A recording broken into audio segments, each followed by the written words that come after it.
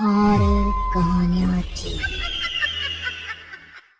खून की प्यास पार्ट 2। और उसके बाद वो जंगल एक बार फिर से सुमन की चीखों से गूंज उठा। लेकिन आज की रात सुमन की चीखों को सुनने वाला वहां पर कोई भी नहीं था। अगर वहां पर कोई मौजूद था तो बस हरिया, जो कि अब एक भेड़िए में बदल चुका था।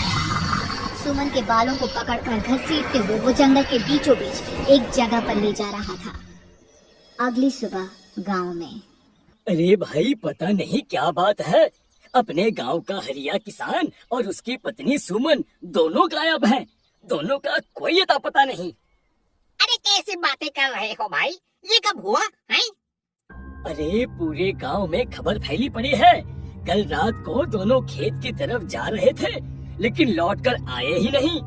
तो हो सकता है अपने खेत पर होंगे। पूरा गांव ढूंढ कर आया है भाई। जानते हो क्या मिला वहाँ पर? क्या हुआ भाई? क्या मिला? बताओ हमें, क्या मिला? अरे हरिया की पत्नी सुमन के कपड़े पड़े हुए थे। शरीर का एक एक कपड़ा फटा हुआ झोपड़ी के बाहर पड़ा था, लेकिन दोनों पति पत्नी का कोई पता ठिकाना नहीं था। अरे भाई, लेकिन उसका जो दोस्त है ना रामू किसान, उससे पता करके आते हैं ना। अब तक तो दोनों साथ ही खेत पर जाया करते थे। हाँ, हमें उसके घर जाना चाहिए भाई। चलो चलो वहाँ चलते हैं, चलो। वो सारे लोग रामू के घर पर पहुँचते हैं। रामू अपने घर के बाहर बैठकर हुक्का पी रहा था। आज सारे के सारे लोग टोली बनाकर मेरे घर क्यों आ रहे हैं? क्या कोई मर गया क्या भाई? अरे कैसी बातें कर रहे हो? तुम्हारा सबसे अच्छा दोस्त हरिया और उसकी पत्नी गायब है, और तुम यहाँ बैठकर हुक्का पिए जा रहे हो? रामू ने अजीब सी नजरों से उन सब गांव वालों की तरफ देखा, जिसकी वजह से वो लोग एक बार के लिए डर गए। गायब है? अरे गायब नहीं है, मुक्ति मिल गई है। उन दोनों को मुक्ति मिली है। इस दुनिया में आकर हर इंसान पाप करता है, और उसे उसके पापों के लिए मुक्ति मिलना बहुत जरूरी है। अरे ये कैसी बहकी बहकी बातें कर रहे हो भाई, हैं? और इसका चेहरा अजीब सा क्यों लग रहा है? लगता है दोस्त के मरने का गम बैठ गया है। पागल हो गया है शायद ये पागल। ये बात सुनते ही रामू चीख कर जोर से चिल्लाते हुए कहता है, पागल मैं नहीं हूँ, पागल तुम सब हो।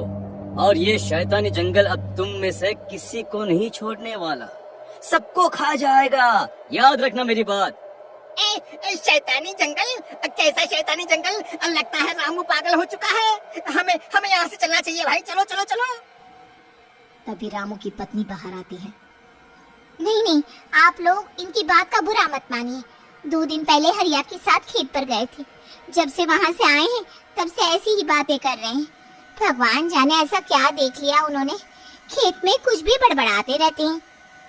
लेकिन गांव के लोगों ने कमला की कोई बात नहीं सुनी, और वो सब वहाँ से चले गए। रात अब धीरे धीरे ढलने लगी थी। तभी अचानक किसी ने धीमी सी आवाज में रामू को पुकारा। रामू, आ जाओ, मैं तुम्हारा इंतजार कर रहा हूँ। और सुनो, अपनी पत्नी को साथ लेकर आना, नहीं तो काम अधूरा रह जाएगा। ये आवाज सुनते ही रामू के चेहरे पर शैतानी मुस्कुराहट आ जाती है। वो धीमे कदमों से अपने घर के अंदर आता है। क्या हुआ? तबीयत ठीक है ना अब आपकी? मैं तुझे अपने साथ खेत पर ले जाने आया हूँ, चल। मैं तुम्हारे साथ कहीं नहीं जाने वाली। मुन्ना गहरी नींद में सो रहा है, और उसे अकेला छोड़कर मैं तुम्हारे साथ खेत पर नहीं आ सकती। वैसे भी तुम्हारे उन खेतों में भगवान जाने कौन सा राक्षस घूम रहा है, मुझे तो डर लगता है। रामू गुस्से में दांत पीसता अपनी झोपड़ी से बाहर आ जाता है, और कमला गहरी नींद में अपने बच्चे के साथ सो जाती है। तभी अचानक रात को रामू की झोपड़ी के ऊपर एक साया वही गाना गुनगुनाते हुए घूमने लगता है, जो हरिया के मोबाइल में बजा करता था।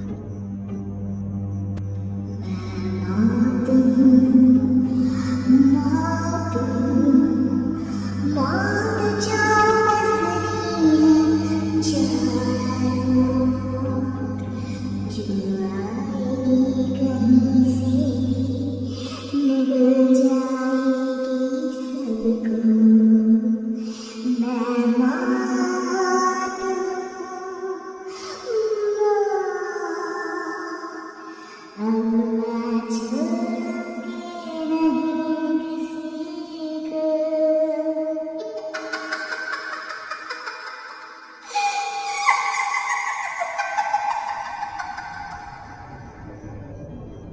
ये आवाज सुनकर रामू की पत्नी कमला की आंख खुलती है और वो देखती है कि उसका मुन्ना अपनी जगह से गायब था।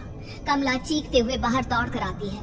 वहाँ पर उसने देखा कि रामू ने अपने बच्चे को झोपड़ी के बाहर एक पेड़ से उल्टा लटकाया हुआ था और उसका बच्चा चीख चीख कर रो रहा था। वहीं दूसरी तरफ एक साया बच्चे के ठीक नीचे आग जलाकर उसके चारों तरफ हैवानों की तरफ नाच रहा था। छोड़ दो मेरे बच्चे को।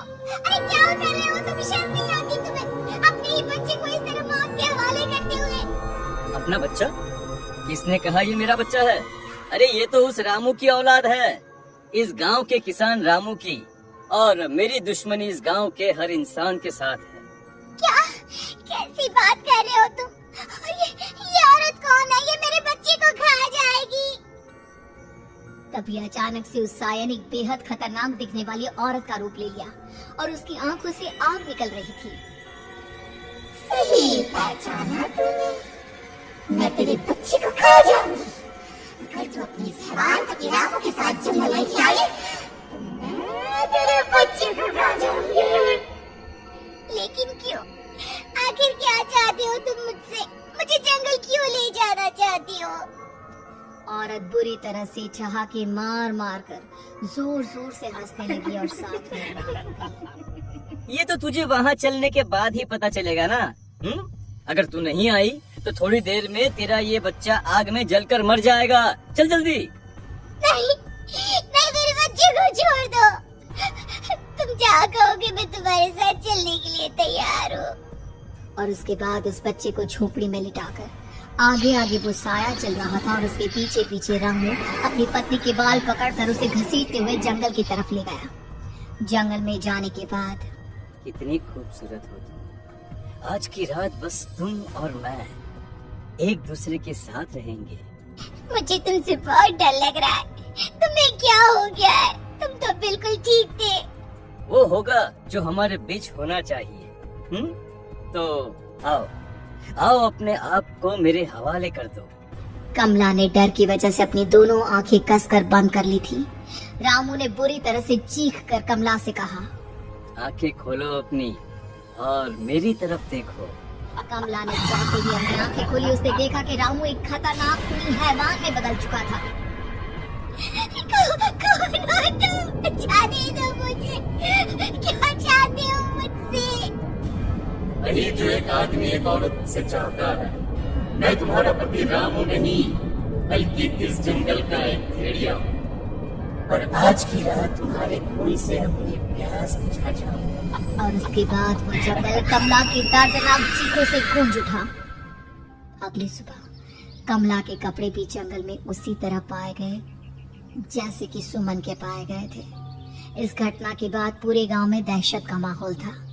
अपने माँ बाप की मौत और गांव में हो रहे इस तरह की घटनाओं की खबर सुनकर किशन शहर से गांव लौट आया था। अपने माँ बाप की बेदर्द मौत की वजह से वो बहुत परेशान था। तभी अचानक उसे अपने घर में खाट के नीचे पड़ा हुआ वो मोबाइल फोन मिला जो उसने अपने पापा हरिया को गिफ्ट किया था। अरे कितने प्यार से पापा के लिए मोबाइल फोन लेकर आया था। इसे एक दिन भी काम में नहीं ले पाए। और आखिर कौन है जो गांव में इस तरह की हत्याएं कर रहा है? क्या है इन सब के पीछे? क्या है? मुझे पता करना ही होगा, वरना एक दिन पूरा का पूरा गांव खाली हो जाएगा। इस गांव में एक भी जिंदा इंसान नहीं बचेगा। गांव के लोगों की मदद करने के इरादे से किशन अपने गांव से दूर एक दूसरे गांव में बहुत बड़े तांत्रिक के पास मिलने के लिए गया। तांत्रिक बाबा, अब आप ही कुछ उपाय बता सकते हैं। भगवान जाने हमारे गांव को किसकी नजर लग गई है। नजर नहीं लगी है, किसी ने तुम्हारे गांव को बद्दुआ दी है। किसी सताई हुई आत्मा का प्रकोप है और अब वो पूरे गांव में किसी को नहीं छोड़ेगी जब तक उसकी आत्मा को शांति नहीं मिल जाती। अरे लेकिन ऐसा कौन है बाबा? किसकी आत्मा है और कैसे मिलेगी उसे शांति? मौत है मौत, कहीं से भी आएगी और सबको निगल जाएगी। इससे बचने का सिर्फ एक ही उपाय है, लेकिन उस उपाय को करना आसान नहीं होगा। जो भी उस उपाय को करने की कोशिश करेगा उसकी जान जा सकती है। भले ही मेरी जान चली जाए, लेकिन मैं अपने गांव के लोगों की जान बचाने की पूरी कोशिश करूंगा बाबा। तो ठीक है फिर, अगली अमावस की रात जैसा मैं कहता हूँ वैसा ही करना। अमावस की रात तांत्रिक के बताए अनुसार किशन अपने साथ केरोसिन लेकर जंगल की तरफ चल पड़ा। उसके हाथ में देवी के मंदिर का सिंदूर भी था। किशन जंगल के बीचों बीच पहुंचा। ये देखकर उसकी आंखें फटी की फटी रह गई। वहाँ एक उबलते पानी का तालाब था और कई लोगों की लाश लटक रही थी। किशन की माँ बाप की लाश भी वहीं थी। माँ, बापू, क्या हो गया? ये क्या हो गया? तभी वहाँ पर एक औरत और आदमी आते हैं। उन्हें देखकर किशन चौंक जाता है। गोपाल काका, आपकी तो 5 साल पहले मौत हो गई थी। और निर्मला काकी, आप? मौत तो हो गई थी, लेकिन तुम ये नहीं जानते कि हमारी मौत कैसे हुई थी। क्या कहना चाहते हैं आप? कुछ नहीं, बस ये जान लो कि अब इस गांव में कोई जिंदा नहीं बचेगा। लेकिन क्यों काकी? क्योंकि 5 साल पहले इन गांव वालों ने मुझे डायन बताकर पत्थर मार मार के मार डाला। मेरी कोई गलती नहीं थी।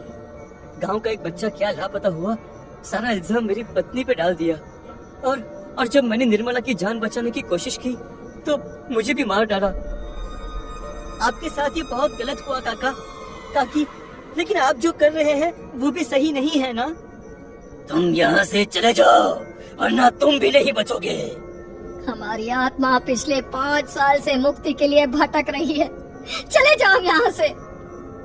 मौका देखकर किशन सिंदूर उन दोनों के ऊपर डाल देता है। उनका शरीर जलने लगता है और वो भयानक तरीके से चिल्लाने लगते हैं। अगले ही पल किशन उनके ऊपर केरोसिन डाल देता है और वो दोनों जल जाते हैं। किशन अपने माँ बाप और दूसरी लाशों का अंतिम संस्कार करवाता है और अपने घर लौट आता है। लेकिन वो अभी भी इस बात से अनजान है कि मोबाइल अभी भी बज रहा था। मैं